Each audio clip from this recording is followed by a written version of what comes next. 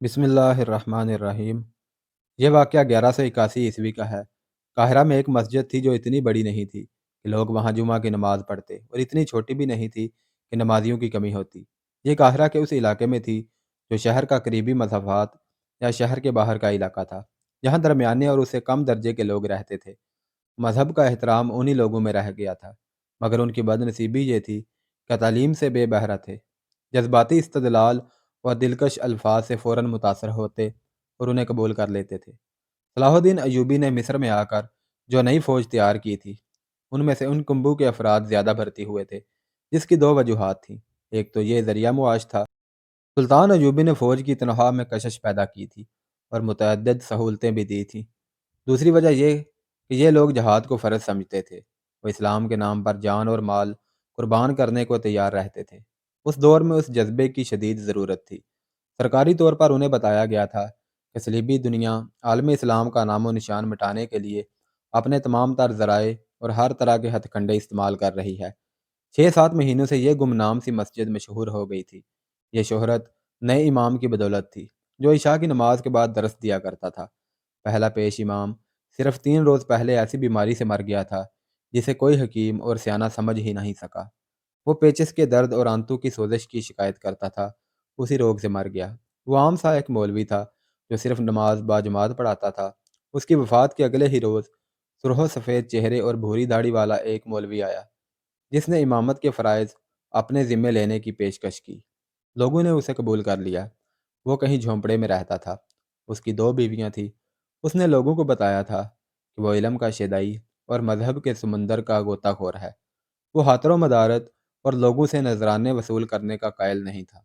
اس کی ضرورت صرف یہ تھی کہ اسے کشادہ اور اچھا مکان مل جائے، جہاں وہ 2 بیویوں کے ساتھ عزت سے اور پردے میں رہ سکے۔ لوگوں نے مسجد کے قریب ہی اسے ایک مکان خالی کر دیا، جس کے کئی ایک کمرے تھے۔ لوگوں نے دیکھا کہ وہ دونوں بیویوں کے ساتھ اس مکان میں آیا۔ بیویاں سیاہ برقعوں میں مستور تھیں۔ ان کے ہاتھ بھی نظر نہیں آتے تھے، پاؤں تک چھپے ہوئے تھے۔ اسے لوگوں نے ضروری سامان وغیرہ دے کر آباد کر دیا۔ لوگ ایک تو اس کی ظاہری شخصیت سے متاثر ہوئے، لیکن جس جادو نے انہیں اس کا گرویدہ کیا وہ اس کی آواز کا جادو تھا۔ اس مسجد میں اس نے پہلی اذان دی تو جہاں جہاں تک اس کی آواز پہنچی، سناٹا سا طاری ہو گیا۔ ایک مقدس ترنم زمین و آسمان پر وجد طاری کر رہا تھا۔ یہ ایک طلسم تھا جو ان لوگوں کو بھی مسجد میں لے گیا جو گھروں میں نماز پڑھتے یا پڑھتے ہی نہیں تھے۔ اسی رات اس نے عشاء کی نماز کے بعد نمازیوں کو پہلا درس دیا اور انہیں کہا کہ وہ ہر رات درس دیا کرے گا۔ 6-7 مہینوں میں اس نے لوگوں کو اپنا گرویدہ بنا لیا۔ بعض لوگ تو اس کے مرید بن گئے۔ اس مسجد میں جمعہ کی نماز نہیں پڑھی جاتی تھی۔ اس پیش امام نے، جو دراصل عالم تھا، وہاں جمعہ کی نماز بھی شروع کر دی۔ 6-7 مہینوں بعد اس مسجد اور اس پیش امام کی شہرت دور دور تک پہنچ گئی۔ شہر کے بھی کچھ لوگ اس کے درس میں جانے لگے۔ وہ اسلام کے جن بنیادی اصولوں پر زیادہ زور دیتا تھا وہ تھے عبادت اور محبت۔ وہ لڑائی جھگڑے اور جنگ و جدل کے خلاف سبق دیتا تھا۔ اس نے لوگوں کے ذہنوں میں یہ عقیدہ پختہ کر دیا تھا کہ انسان اپنی تقدیر خود نہیں بنا سکتا۔ جو کچھ ہے وہ خدا کے ہاتھ میں ہے۔ انسان کمزور سا ایک کیڑا ہے۔ اس عالم کا انداز بیاں بڑا ہی پر اثر ہوتا تھا۔ وہ قرآن ہاتھ میں لے کر ہر بات قرآن کی کسی نہ کسی آیت سے واضح کرتا تھا۔ صلاح الدین ایوبی کی وہ بے حد تعریف کیا کرتا تھا اور اکثر کہا کرتا تھا کہ یہ مصر کی خوش بختی ہے کہ اس ملک کی امارت اسلام کے ایسے شیدائی کے ہاتھ میں ہے۔ اس نے جہاد کا فلسفہ اور مفہوم بھی پیش کیا تھا جو لوگوں کے لیے نیا تھا، لیکن انہوں نے بلا حیل و حجت اسے تسلیم کر لیا۔ ایک رات عشاء کی نماز کے بعد وہ اپنا درس شروع کرنے لگا تو ایک آدمی نے اٹھ کر عرض کی، عالم عالی مقام، خدا آپ کے علم کی روشنی جنات تک اور اس مخلوق تک بھی پہنچائے جو ہمیں نظر نہیں آتی۔ میں اپنے 8 دوستوں کے ساتھ بہت دور سے آیا ہوں۔ ہم آپ کے علم کی شہرت سن کر آئے ہیں۔ اگر گستاخی نہ ہو اور عالم عالی مقام کی حفقی کا باعث نہ بنے تو ہمیں جہاد کے متعلق کچھ بتائیں۔ ہم شک میں ہیں۔ لوگوں نے بتایا ہے کہ ہمیں جہاد کا مطلب غلط بتایا جا رہا ہے۔ 7-8 آوازیں سنائی دیں کہ ہم نے یہ درس نہیں سنا تھا۔ ایک نے کہا، یہ وقت کی آواز ہے جو ہمارے کانوں میں بگاڑ کر ڈالی گئی ہے۔ ہم صحیح بات سننا چاہتے ہیں۔ عالم نے کہا، یہ قرآن کی آواز ہے جسے کوئی نہیں بگاڑ سکتا۔ میرا فرض ہے کہ صحیح آواز کو 1000 بار دہراؤں تاکہ یہ ہر ایک کان میں پہنچ جائے۔ جہاد کا مطلب یہ نہیں کہ دوسروں کی زمین پر قبضہ کرنے کے لیے ان کی گردنیں کاٹو۔ جہاد کا مطلب قتل و غارت نہیں، خون خرابہ نہیں۔ اس نے قرآن میں سے ایک آیت پڑھی اور اس کی تفسیر یوں بیان کی: یہ میرا علم نہیں، یہ فرمان خداوندی ہے کہ تم بدی اور گناہ کے خلاف لڑتے ہو تو اسے جہاد کہتے ہیں، جو ہم سب پر فرض کر دیا گیا ہے۔ کیا تم نے نہیں سنا کہ اسلام تلوار کے زور سے نہیں بلکہ پیار کے زور سے پھیلا ہے؟ جہاد کی شکل بعد میں آ کر بگڑی ہے، اور یہ انہوں نے بگاڑی ہے جو بادشاہی کے دل دادا ہیں۔ عیسائی بھی دوسروں کے ملکوں کو اپنی سلطنت بنانے کے لیے جنگ و جدل کو مقدس جنگ کہتے ہیں، اور مسلمان بھی اسی ارادے سے قتل و غارت کو جہاد کہتے ہیں۔ یہ صرف حکومتیں اور بادشاہیاں قائم کرنے کے ڈھنگ ہیں۔ لوگوں کو مذہب کے نام پر بھڑکا کر لڑایا جاتا ہے، اور اس طرح بادشاہوں کی بنیادیں مضبوط کی جاتی ہیں۔ تو کیا امیر مصر صلاح الدین ایوبی ہمیں گمراہ کر کے لڑا رہا ہے؟ اس آدمی نے پوچھا، جس نے جہاد کا صحیح مطلب سمجھنا چاہا تھا۔ نہیں، عالم نے جواب دیا، صلاح الدین ایوبی پر اللہ کی رحمت ہو، اسے بڑوں نے جو بتایا ہے وہ سچے مسلمان کی حیثیت سے پوری نیک نیتی سے اس پر عمل کر رہا ہے۔ اس کے دل میں عیسائیوں کے خلاف نفرت ڈالی گئی ہے، وہ اس کے مطابق عمل کر رہا ہے۔ ذرا غور کرو کہ عیسائی اور مسلمان میں کیا فرق ہے۔ دونوں کا نبی مشترک ہے، آگے آ کر ذرا اختلاف پیدا ہو گیا ہے۔ حضرت موسیٰ علیہ السلام محبت اور امن کا پیغام لائے تھے، ہمارے رسول صلی اللہ علیہ وسلم بھی محبت کا پیغام دے کر گئے ہیں۔ پھر تلوار اور زیرہ بختر کہاں سے آ گئی؟ یہ ان لوگوں کی لائی ہوئی چیزیں ہیں جو خدا کی اتنی پیاری زمین پر، جس پر صرف اسی کی ذات باری کی حکمرانی ہے، وہ اپنی حکومت قائم کرتے اور خدا کے بندوں کو اپنا غلام بناتے ہیں۔ میں امیر مصر کے دربار میں حاضری دوں گا اور اس کی خدمت اقدس میں جہاد کا صحیح نقطہ واضح کروں گا۔ امیر مصر صلاح الدین ایوبی نے صحیح جہاد شروع کر رکھا ہے، جو جہالت اور بے علمی کے خلاف ہے۔ اس نے خطبے سے خلیفہ کا نام نکال کر بہت بڑا جہاد کیا ہے۔ اس نے مدرسے کھول کر بھی جہاد کیا ہے، لیکن مدرسوں میں یہ خرابی ہے کہ جہاں مذہب اور معاشرت کی تعلیم دی جاتی ہے، وہاں عسکری تربیت بھی دی جاتی ہے۔ بچوں کو خدا کے نام پر غارت گری کے سبق دیے جاتے ہیں، اور انہیں تیغ زنی اور تیر اندازی سکھائی جاتی ہے۔ جب تم اپنے بچوں کے ہاتھوں میں تلوار اور تیر کمان دو گے تو انہیں یہ بھی بتاؤ گے کہ ان سے وہ کیسے ہلاک کریں۔ ظاہر ہے کہ تم انہیں کچھ انسان دکھاؤ گے اور کہو گے کہ وہ تمہارے دشمن ہیں، انہیں ہلاک کر دو۔ عالم کی آواز میں ایسا تاثر تھا اور اس کے دلائل میں اتنی کشش تھی کہ سننے والے مسحور ہوتے جا رہے تھے۔ اس نے کہا، اپنے بچوں کو دوزخ کی آگ سے بچاؤ، ان کے ساتھ تم بھی دوزخ میں جاؤ گے، کیونکہ اپنے بچوں کو غلط راستے پر ڈالنے والے تم تھے۔ تمہیں جنت میں اپنے بادشاہ اور فوجیوں کے سالار نہیں لے جائیں گے، پیش امام اور وہ عالم دین لے جائیں گے جن کے ہاتھ میں مذہب اور علم کی قندیل تھی۔ تم دنیا میں ان کے پیچھے چلو گے تو وہ روز قیامت بھی تمہیں اپنے پیچھے جنت میں لے جائیں گے۔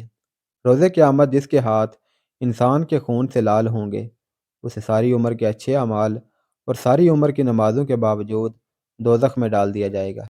ایک نکتہ اور سمجھ لو، تم زکوٰۃ بیت المال کو دیتے ہو۔ بیت المال وقت کا حاکم ہوتا ہے۔ زکوٰۃ غریبوں اور ناداروں کا حق ہے، حاکم وقت غریب اور نادار نہیں ہوتا۔ تمہاری زکوٰۃ جو بیت المال میں جاتی ہے، اس سے گھوڑے اور ہتھیار خریدے جاتے ہیں جو انسانوں کو ہلاک کرنے کے کام آتے ہیں۔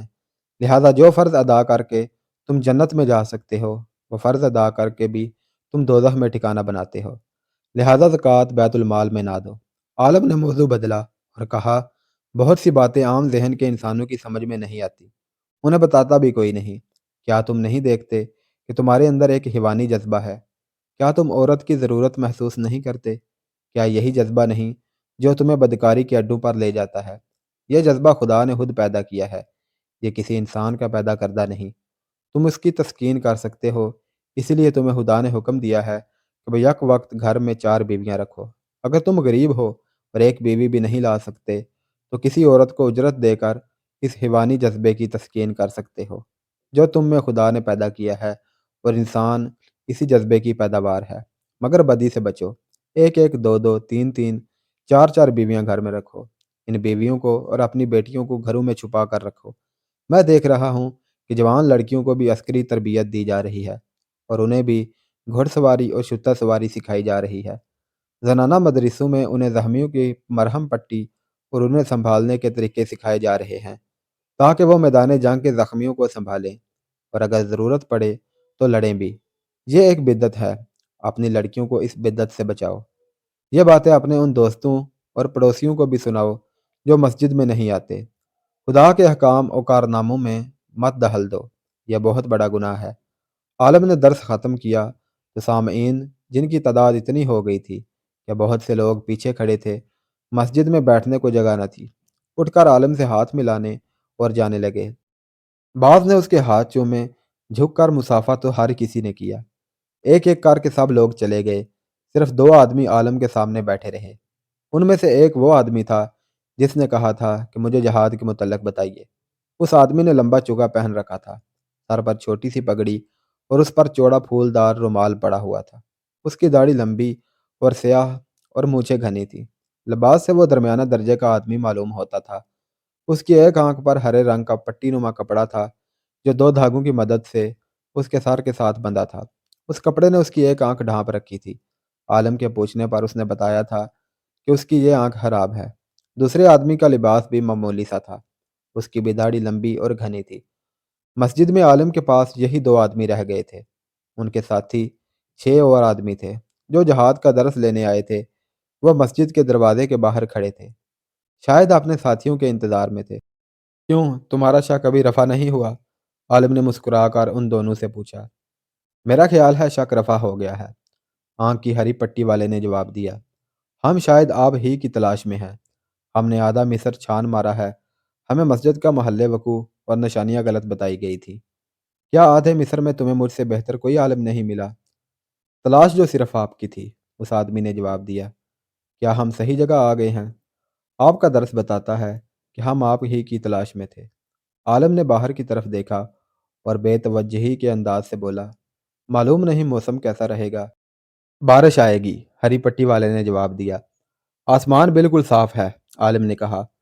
ہم گھٹائے لائیں گے، ہری پٹی والے نے کہا اور کہا لگایا۔ عالم مسکرایا اور رازداری سے پوچھا، کہاں سے آئے ہو؟ 1 مہینے سے ہم سکندریہ میں تھے، اس آدمی نے جواب دیا۔ اس سے پہلے ہم شوبک میں تھے۔ مسلمان ہو؟ فدائی، ہری پٹی والے نے کہا۔ ابھی مسلمان ہی سمجھو، اور وہ اپنے ساتھی کے ساتھ بڑی زور سے ہنسا۔ میں آپ کو اس فن کا استاد مانتا ہوں، دوسرے نے عالم سے کہا۔ مجھے بالکل یقین نہیں آ رہا تھا کہ یہ آپ ہیں۔ آپ ناکام نہیں ہو سکتے، اور کامیابی آسان بھی نہیں ہے، عالم نے کہا۔ صلاح الدین ایوبی کو شاید تم نہیں جانتے۔ بے شک میں نے ان تمام لوگوں کے دلوں میں جہاد اور اس کے متعلق اسلامی نظریات کے خلاف شکوک پیدا کر دیے ہیں، لیکن صلاح الدین ایوبی نے جو مدرسے کھولے ہیں وہ شاید ہماری کوششوں کو آسانی سے کامیاب نہ ہونے دے۔ اس نے پوچھا، تم نے مجھے یہ کیوں کہا تھا کہ میں جہاد پر درس دوں؟ شعبک میں ہمیں یہ بتایا گیا تھا کہ آپ کی سب سے بڑی نشانی یہی ہے، ہری پٹی والے نے جواب دیا۔ یہ تمام الفاظ جو آپ نے درس میں بولے ہیں ہمیں وہاں بتائے گئے تھے۔ ہمیں یہ بھی بتایا گیا تھا کہ آپ جہاد کے بعد جنسی جذبے کا ذکر ضرور کریں گے۔ آپ نے اپنا سبق بڑی محنت سے یاد کیا ہے۔ میرا نام کیا ہے؟ عالم نے پوچھا۔ کیا آپ ہمارا امتحان لینا چاہتے ہیں؟ کیا آپ کو ہم پر شک ہے؟ ہمیں ایک دوسرے کا نام نہیں، صرف نشانیاں بتائی جاتی ہیں۔ تم کس کام سے آئے ہو؟ عالم نے پوچھا۔ فدائی کس کام سے آیا کرتے ہیں؟ ہری پٹی والے نے پوچھا۔ تمہیں میرے پاس کیوں بھیجا گیا ہے؟ عالم نے کہا۔ ایک اونٹنی کے لیے، اس آدمی نے جواب دیا۔ آپ کے پاس 2 ہیں، ہمیں آپ کے پاس نہ بھیجا جاتا، مگر آپ کو اطلاع مل گئی ہوگی کہ صلاح الدین ایوبی کے ایک نائب سالار رجب کے ساتھ شوبک سے 3 اونٹنیاں روانہ کی گئی تھیں۔ ان میں سے ایک ہمارے مقصد کے لیے تھی، مگر معلوم نہیں کہ کیا ہوا کہ تینوں ماری گئی ہیں۔ رجب کی کھوپڑی اور ایک سب سے زیادہ خوبصورت اونٹنی صلاح الدین ایوبی کے پاس پہنچ گئی، اور وہ بھی ختم ہو گئی۔ ہاں، عالم نے آہ بھر کر کہا، ہمیں بہت بڑا نقصان ہوا ہے۔ صلاح الدین ایوبی کا ایک بڑا ہی کارآمد سالار جو ہمارے قبضے میں تھا، جلاد کی نظر ہو گیا۔ اندر چلو، یہ جگہ محفوظ نہیں ہے۔ وہ دونوں عالم کے ساتھ اٹھے اور باہر نکل گئے۔ باہر جو 6 آدمی کھڑے تھے وہ اندھیرے میں بکھر گئے۔ وہ اب عالم کے گھر میں داخل ہوئے۔ صاف ستھرا گھر تھا، کئی کمرے تھے۔ 2-3 کمروں میں سے گزر کر وہ ایسے کمرے میں چلے گئے جو زمین پر ہی تھا، لیکن زیر زمین معلوم ہوتا تھا۔ اس کے سامنے کوڑا کباڑ بکھرا ہوا تھا، دروازے کے باہر تالا لگا ہوا تھا۔ صاف پتہ چلتا تھا کہ یہ دروازہ برسوں سے نہیں کھولا گیا اور کھولا بھی نہیں جائے گا۔ اس کے پہلو میں کھڑکی تھی، اسے ہاتھ لگایا تو کھل گئی۔ عالم اندر گیا، اس کے پیچھے یہ دونوں آدمی اندر چلے گئے۔ اندر سے کمرہ خوب سجا ہوا تھا۔ دیوار کے ساتھ سنہری سلیب لٹک رہی تھی۔ اس کے ایک طرف حضرت عیسیٰ علیہ السلام کی دستی تصویر اور دوسری طرف حضرت مریم کی تصویر تھی۔ عالم نے کہا، یہ میرا گرجا ہے اور پناہ گاہ بھی۔ خطرے کی صورت میں آپ کے پاس کیا انتظام ہے؟ آنکھ کی ہری پٹی والے نے پوچھا، اور مشورہ دیا، آپ کو سلیب اور یہ تصویریں اس طرح سامنے نہیں رکھنی چاہیے، یہاں تک کسی کے آنے کا خطرہ نہیں۔ عالم نے جواب دیا اور ہنس کر کہا، مسلمان بڑی سیدھی اور جذباتی قوم ہے۔ یہ قوم جذباتی الفاظ اور سنسنی خیز دلائل پر مرتی ہے۔ جنس انسان کی سب سے بڑی کمزوری ہے۔ میں ان لوگوں میں یہ کمزوری ابھار رہا ہوں، انہیں یہ سبق دے رہا ہوں کہ 4 شادیاں فرض ہیں۔ آہستہ آہستہ انہیں بدکاری کی طرف راغب کر رہا ہوں۔ مذہب کے نام پر تم مسلمان سے بدی بھی کرا سکتے ہو، نیکی بھی۔ ہاتھ میں قرآن رکھ کر بات کرو تو یہ لوگ احمقانہ باتوں کے بھی قائل ہو جاتے ہیں اور جھوٹ کو بھی سچ مان لیتے ہیں۔ میرا تجربہ کامیاب ہے۔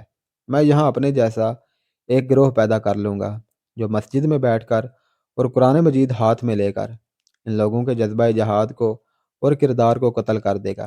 عورت کے متعلق میں ان لوگوں کے نظریات بدل رہا ہوں۔ صلاح الدین ایوبی نے عورتوں کو بھی عسکری تربیت دینی شروع کر دی ہے۔ میں انہیں بتا رہا ہوں کہ عورتوں کو گھر میں قید رکھو۔ میں اس قوم کی نصف آبادی کو بیکار کر دوں گا۔ فوج کے خلاف نفرت پیدا کرنا ضروری ہے، ہری پٹی والے کے ساتھی نے کہا۔ صلاح الدین ایوبی نے یہی کمال کر دکھایا ہے کہ قوم اور فوج کو ایک کر دیا ہے۔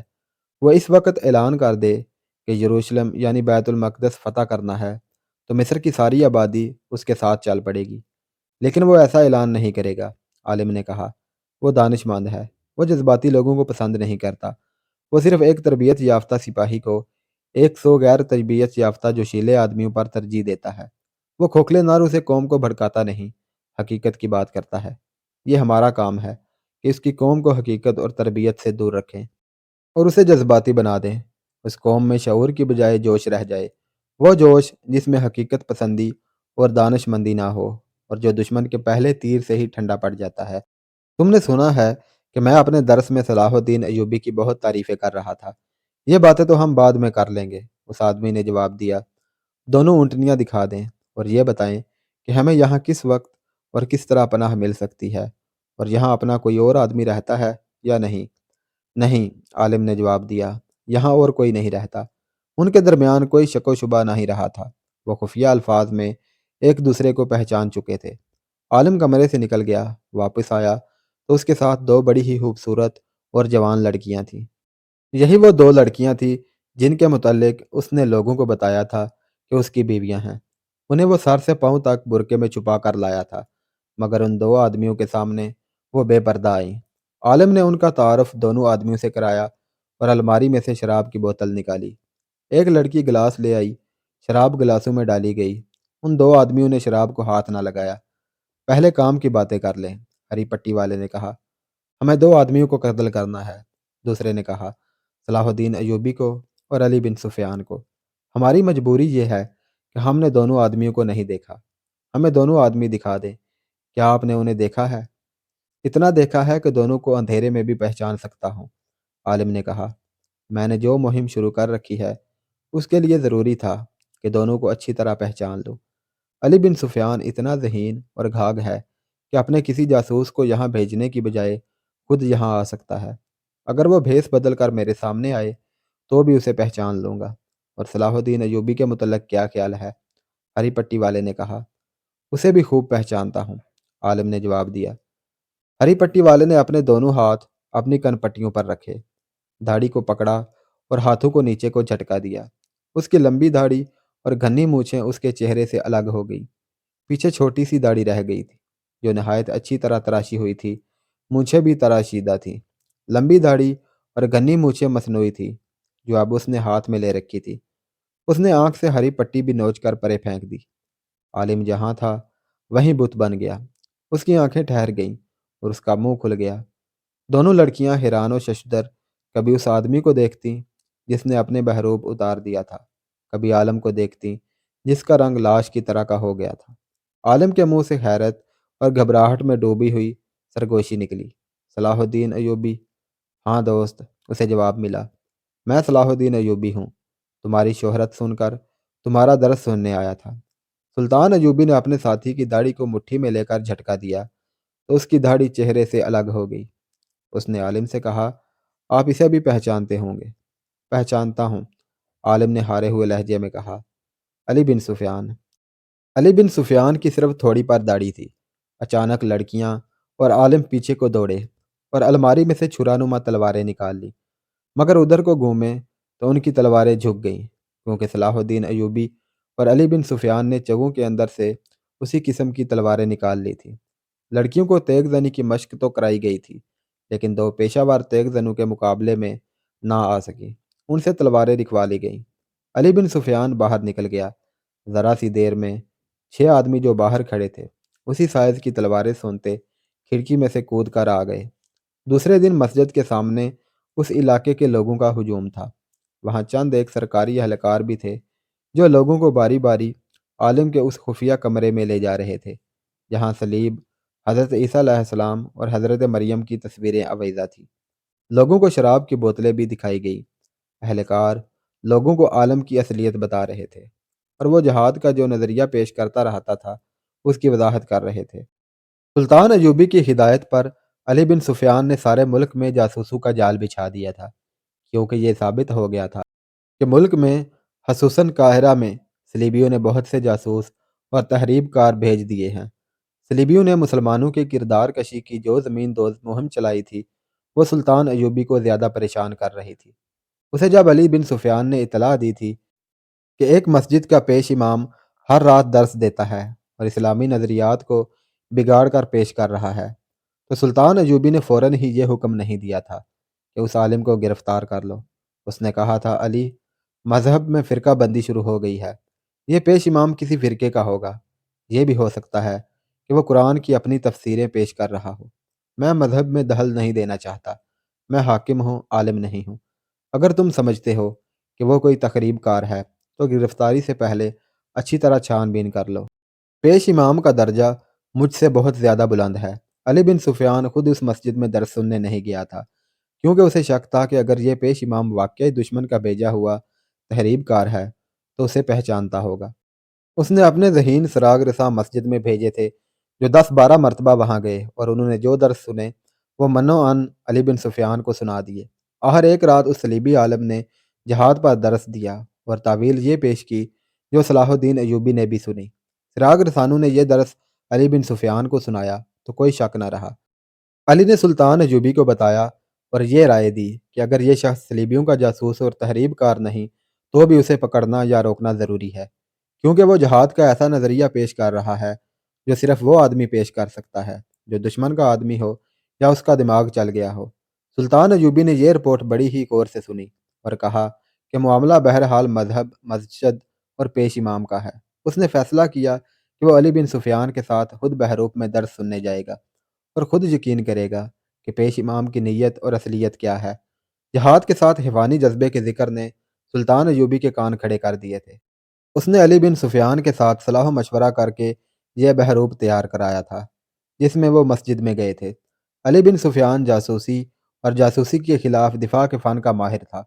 اس نے سلطان ایوبی کو اپنی ایک اور کامیابی سے آگاہ کر دیا تھا، وہ یہ تھی کہ فیض الفاطمی کو جس صلیبی لڑکی نے موقع پر گرفتار کرایا اور احمد کمال کے نام کے ایک کماندار کی خاطر اسلام قبول کرنے اور اس کے ساتھ شادی کرنے کی خواہش ظاہر کی مگر ماری گئی تھی، اس نے وہ خفیہ الفاظ اور اشارے بتائے تھے جو صلیبی جاسوس ایک دوسرے کو پہچاننے کے لیے استعمال کرتے تھے۔ اس کی نشاندہی پر چند ایک مسلمان بھی پکڑے گئے تھے جو صلیبیوں سے زر و جواہرات اور خوبصورت لڑکیاں لے کر ان کے لیے جاسوسی کرتے تھے۔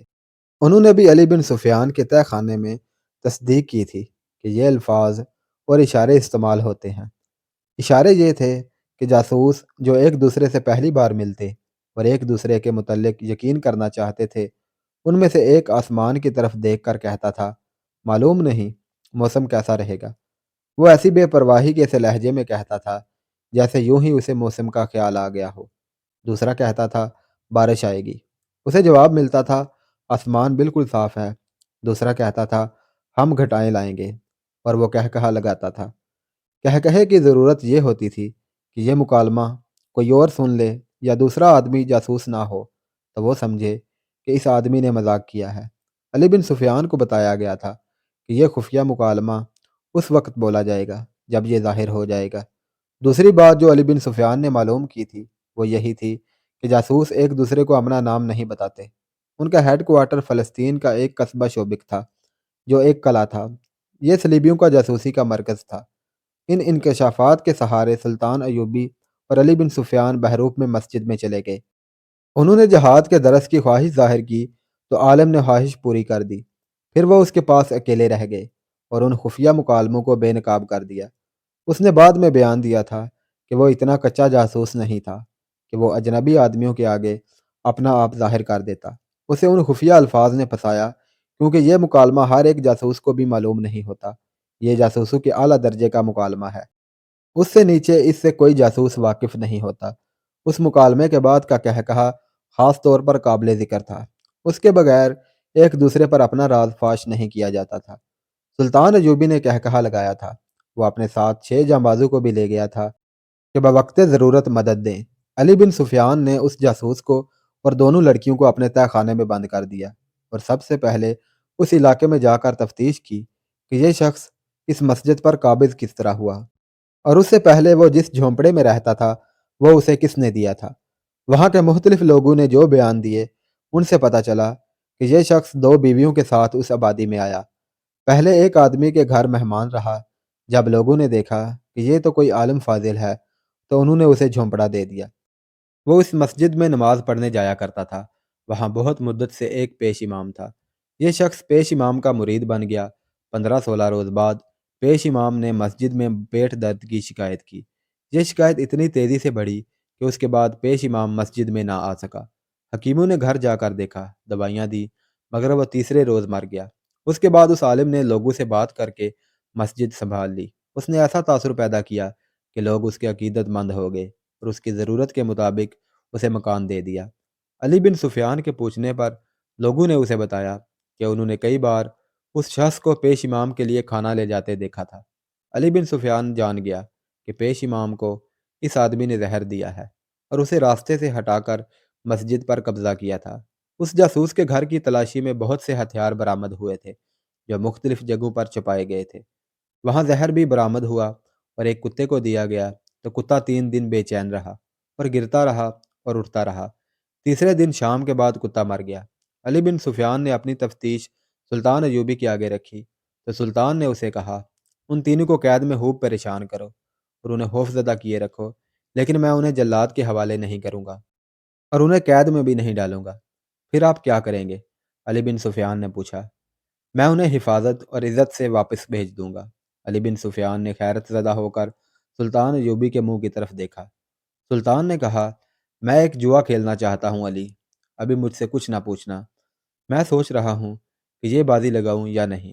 اس نے ذرا توقف سے کہا کل دوپہر کے کھانے کے بعد نائب سالاروں، مشیروں، اعلیٰ کمانداروں اور انتظامیہ کے ہر شعبے کے سربراہ کو میرے پاس لے آنا، تمہاری موجودگی بھی ضروری ہے۔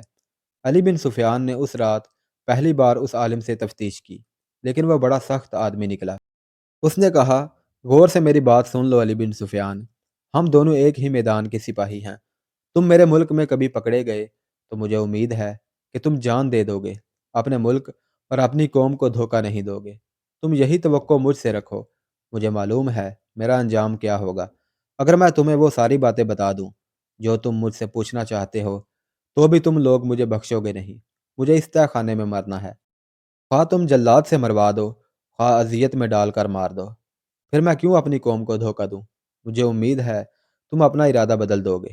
علی بن سفیان نے کہا کیا تم ان 2 لڑکیوں کی عزت بچانے کی خاطر یہ پسند نہیں کرو گے کہ میں جو پوچھوں وہ مجھے بتا دو؟ کیسی عزت؟ اس نے جواب دیا ان لڑکیوں کے پاس صرف حسن اور ناز نخرے ہیں، یا وہ استادی ہے جس سے وہ پتھر کو بھی موم کر لیتی ہیں۔ ان کے پاس عزت نام کی کوئی چیز نہیں۔ یہی تو انہیں سکھلایا جاتا ہے کہ اپنی عزت سے دستبردار ہو جاؤ۔ ہم لوگ اپنی جان اور عزت بہت دور پھینک آتے ہیں۔ تم ان لڑکیوں کے ساتھ جیسا بھی سلوک کرنا چاہو کر لو۔